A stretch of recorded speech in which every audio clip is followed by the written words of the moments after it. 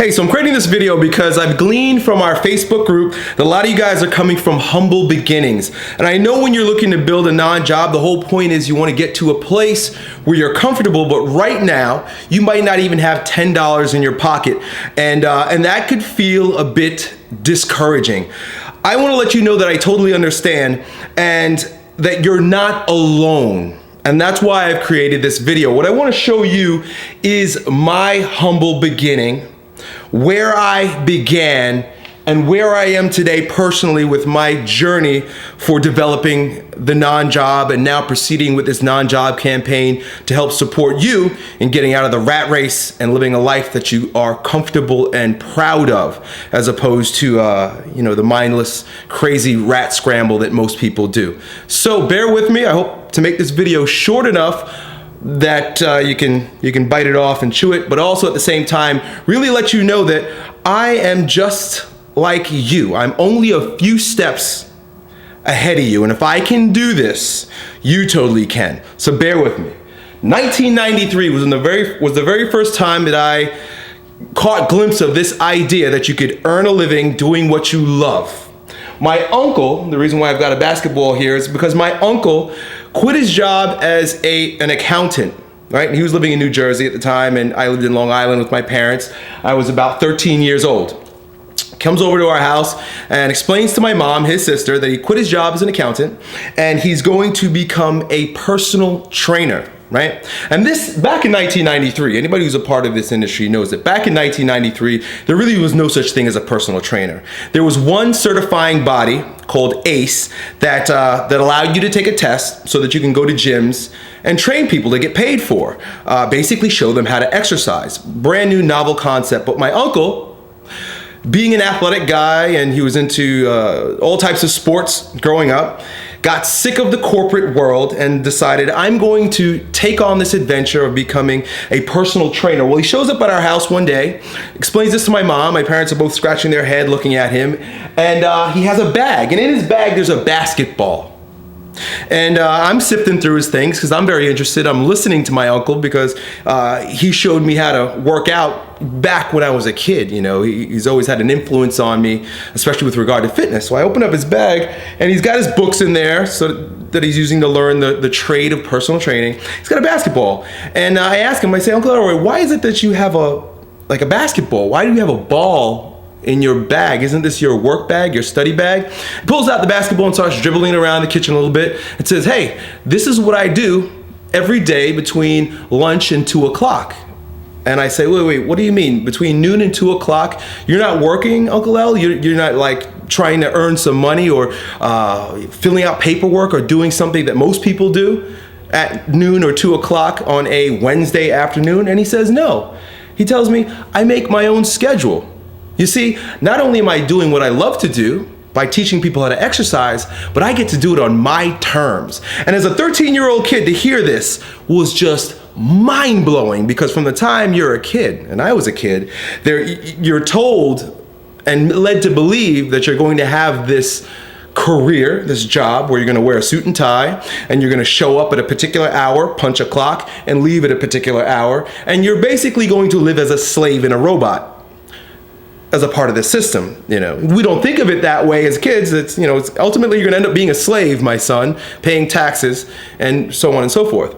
But to me, I saw an escape route. I said, oh my God, there's no way on the face of the earth that I'm going to do anything except exactly what my uncle is doing. I'm going to be a personal trainer. I was 13 years old and I knew at that time what I was going to be because my uncle showed me. As time went on and I developed my skills as an athlete, earned a college scholarship, I went to St. John's University after I graduated high school in 1997. And on my team were a bunch of guys that were addicted to online gambling, right? So there were a handful of guys that were just obsessed with punching either credit card numbers into a computer, playing a game, and either earning money this way or losing money. And when they earned money, they were the best guys to hang out with at the bar after the game because they bought out the bar. They were earning thousands of dollars a pop by doing this online gambling. Well, one of my other buddies, one of the younger guys who was in the same grade as I, by the name of Richie Hussein, who ended up being one of my best friends. He scratched his head and realized, hey, look, if these guys are so obsessed with this online gambling and they're always looking for tips on, placing their bets, because it was mostly sports betting, he said, I'm going to create a website and give them tips. And I was like, how are you going to create, first of all, how are you going to create a website? He was like, don't worry, I figured it out.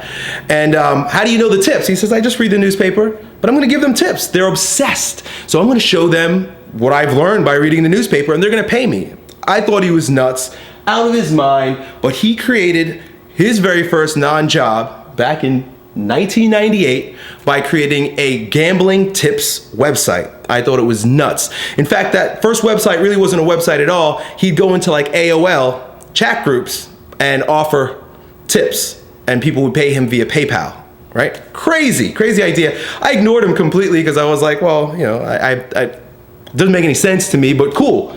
He was doing really well. He earned a lot of money steadily, and to this day, he still owns that business that he grew.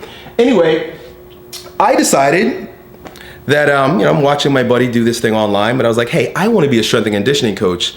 I want to be a personal trainer. I want to do what my uncle was doing back when I was 13 years old. So I went to grad school to study exercise physiology, to become a strength and conditioning coach. And as you may know the story by following me in my strength and conditioning career, I quit grad school because I quickly became frustrated with the fact that I'm learning from these professors that don't actually have in the field experience. And a lot of the things that I learned from my uncle and my experience taught me as an athlete didn't match up. I also got frustrated with the fact that I was going deeper into debt, and I would have to go further into debt just to take internships, where basically I'd go and work for free. So the bottom line is I became very disenchanted with the whole education idea at that time. And on September 11, 2001, we all know what happened. 9/11 happened, and I decided I'm quitting this school gig. It doesn't make any sense to me. I don't know what else to do, so I'm gonna join the Marines and be a grunt somewhere overseas to fight these new never-ending wars that we're engaged in. I didn't know any better, but that's what I did. I took all my tests to become a Marine and did really well. The problem was that, and this was for officer school, the problem was that because it was post 9/11 and everyone wanted to be an officer, they kept pushing my date back. As a result of my deciding to become a Marine, I became engaged to my wife while we waited for my date to show up to go off to officer candidate school, which never happened because after they pushed it back 3 times, I said, never mind, right? So in 2002, I married my wife and I started working as a strength and conditioning coach. I met a couple of guys named John and Bobby. I started working in their business, and these guys were really cool. They worked their asses off. 2 different aspects of business I learned when working with John and Bobby. Number 1, John was a professional freak. He took every course, studied every book. He had a library the size of the entire back wall of the gym, and he studied under a guy named Paul Chek, right? Which you now know is somebody that's had a great influence on my fitness career, just the ideas that I've learned from him.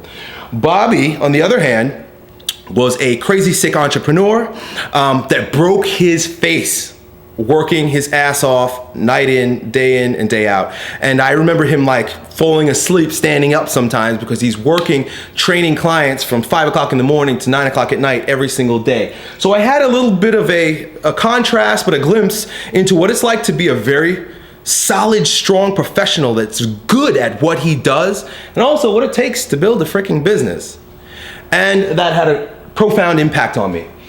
2003, I'm continuing to work in the field of strength and conditioning. I'm living in my father-in-law's basement, and it wasn't a nice basement. He did a great job of hooking it up by painting the walls and putting heat down there and stuff, but it was kind of nasty and dingy. But I'm a young kid, young married, and I'm working to do my best, living in my father-in-law's basement. At the same time, I had been talking with my buddy who created the online business of teaching gamblers how to gamble, and I decided I'm going to create a website called Native Insights. So I went through all of the steps that you would need to create a corporation and get a tax ID number and all that. And Native Insight was going to be a website where I sold physical products, which were cod liver oil and coconut oil and living fuel and all types of organic and holistic health products. I was very, very attached to these ideas back then, and still am today, but I wanted to make a living teaching people holistic health and selling holistic health products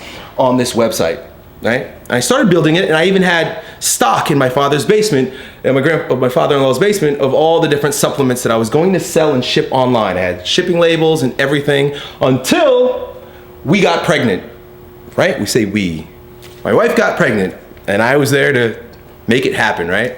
So anyway, we got pregnant, and we realized, holy cow, we've got a couple months left to get the hell out of this basement. Right? Because we can't raise our daughter here. There's cat poop and stuff, and it just wasn't healthy for a baby. And at the same time, my parents moved to Florida. So we decided, okay, we got to pack stuff up. I had all this stuff getting ready to build this business. I had to basically shut it down. I spent over $1,000 or more on supplements and websites and stuff, and I had to shut the whole thing down. It never manifested itself. We moved to Florida.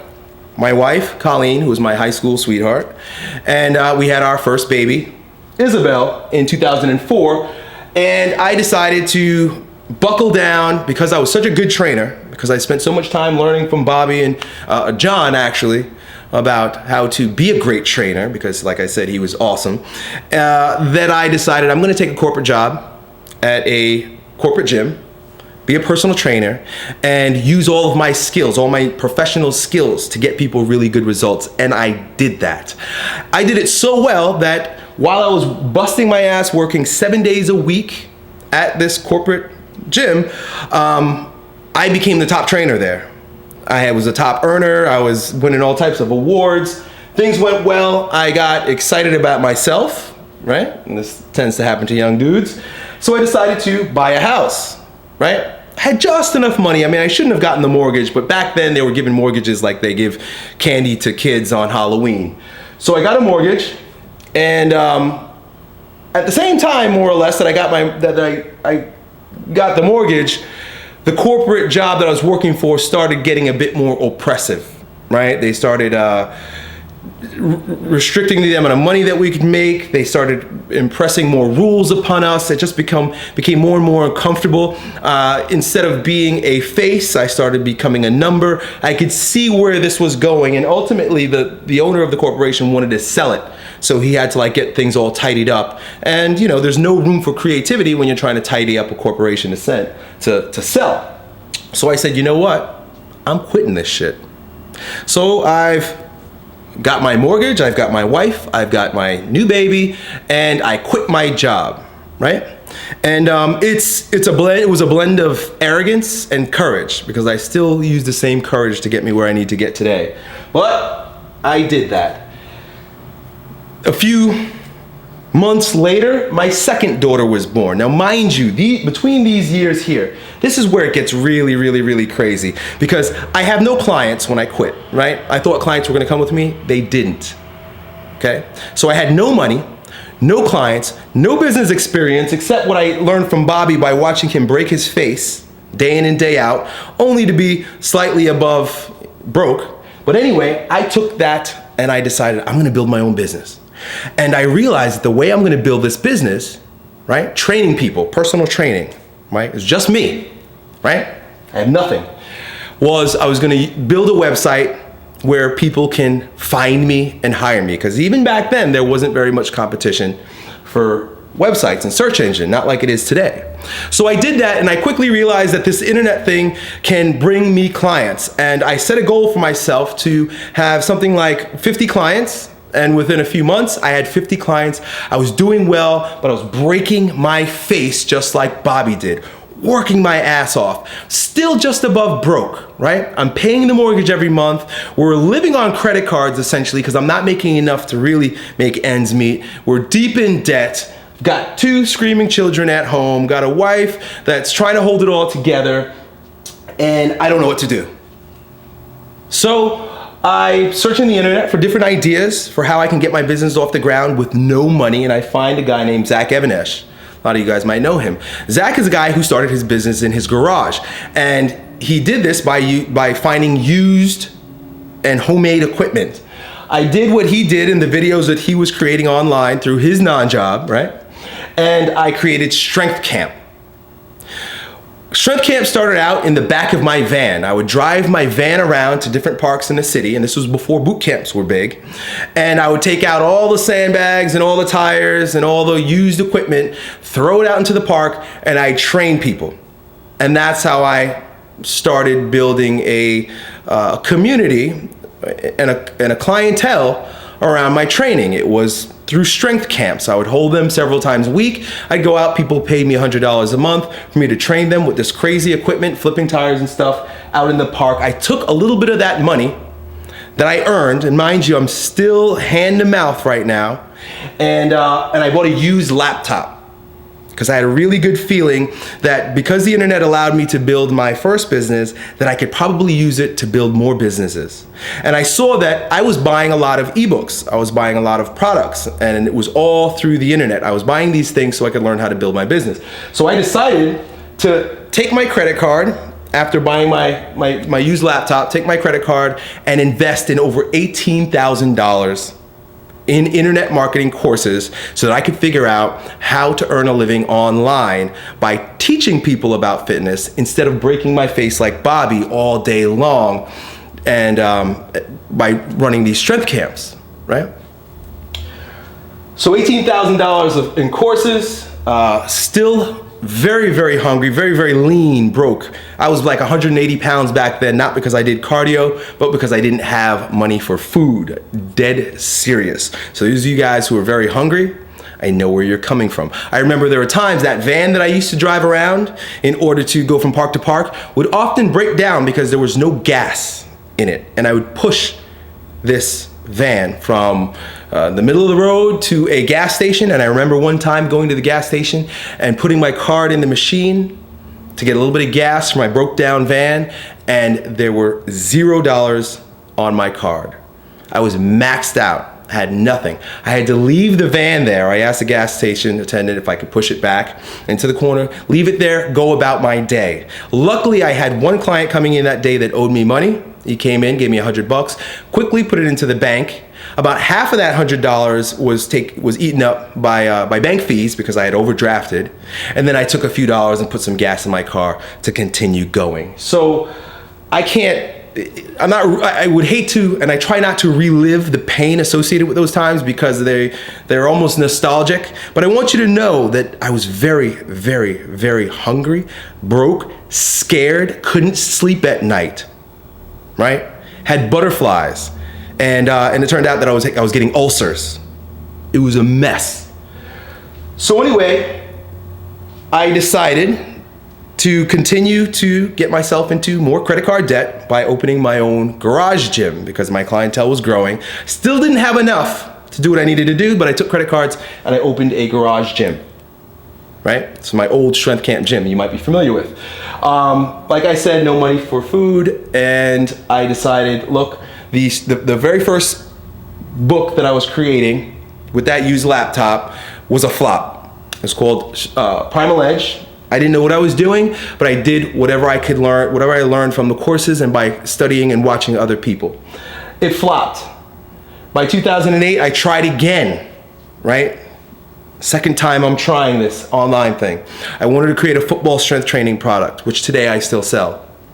And it did okay. It made me a few dollars that saved my ass here and there over the course of a year or so.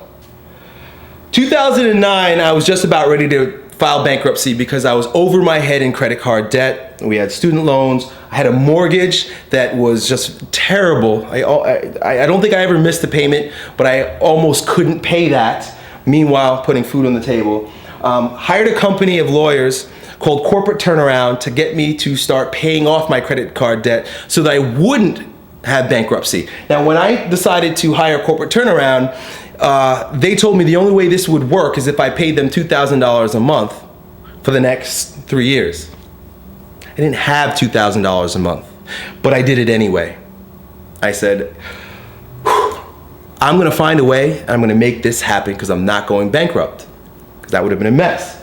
So I decided to hire a corporate turnaround with no money to pay them, because they're going to pay off the credit cards that I had no money to pay to begin with, right? Doesn't make any sense. But this is the power of doing things that don't make sense and making them happen instead of waiting for all the stars to align.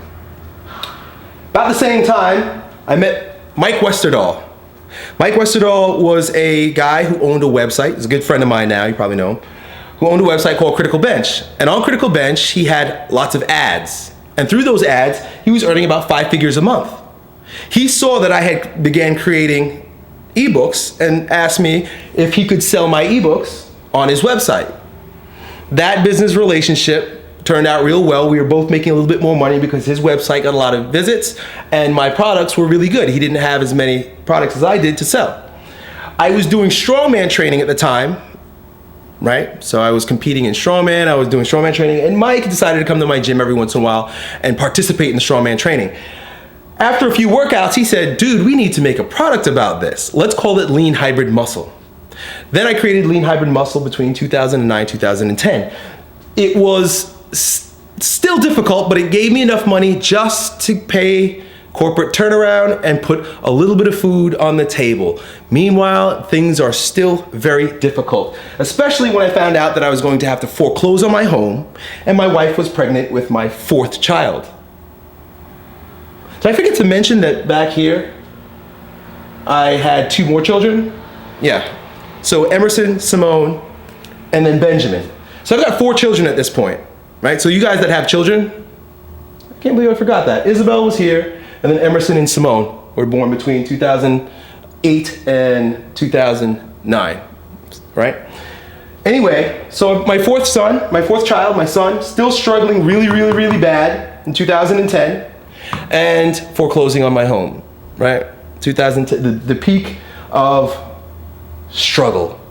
I've got 4 mouths to feed now, including my wife. Foreclosing on my home, we had to move out into a rented house, and it wasn't working out. It was not working out at all, but I would not give up. And these are the reason why I tell you these lessons and telling you this stories, because I want you to see how the power of commitment gets you through these things and how you have to do this scary thing in order to make this work.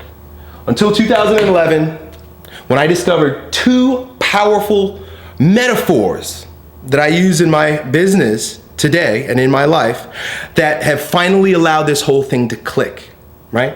I call it the river and the heartbeat, and I'm gonna tell you about it in subsequent videos. But finding my river and developing the heartbeat of my non-job is exactly what happened between 2011 and 2012, we're in 2012 now, that has allowed the success that you see me have, the overnight success that you see me have, just happened. But it started back in 1993 when I was 13 years old. It's been 20 years. I'm 33 years old now. I'm just a few steps ahead of you, because wherever you are, this is not a long time to get to where I'm at. It's just a lot of drudgery, it's a lot of pain, it's a lot of sacrifice, and you just have to do it. There were times when I was willing to live in my van, right? There's so much that I want to share with you. There's so much I want to tell you. This is just a glimpse. There were times that I was ready to live in my van, and if this thing didn't work out, I was going to work as a migrant with the migrant workers picking oranges in Florida, rather than going back to a corporate job. I was ready to do that. I was ready to have my family either go live with my parents, and if that wasn't okay, come live in a van with me. That's the type of commitment you have to have. Some people call it irresponsible. I call it commitment. And you see where I am today. Now here's the thing, 2013 is a few weeks away, basically. And here's the new mission. The Non-Jobs campaign is my way to pay back, because I wouldn't have made any of this happen if it weren't for the customers that purchased my things and my fans online that watch my videos. And I want to see you get out of the rat race, but I've got to encourage you to build the commitment, the discipline, the courage, the character to go through this struggle. Your struggle might be worse, it might be less, but you're going to go through a personal development. in order to build your non-job, escape the rat race, and live a creative life. So that's it. This video is probably way too long. If you're not a part of our Facebook group, click the link down below and join us right away. If you're not on the email list getting the quick start videos, click the nonjob.org link down below and get started with that. Share this message with your friends, especially those who you know are open-minded and willing and ready and sick and tired of the rat race and want to escape. Talk to you next time.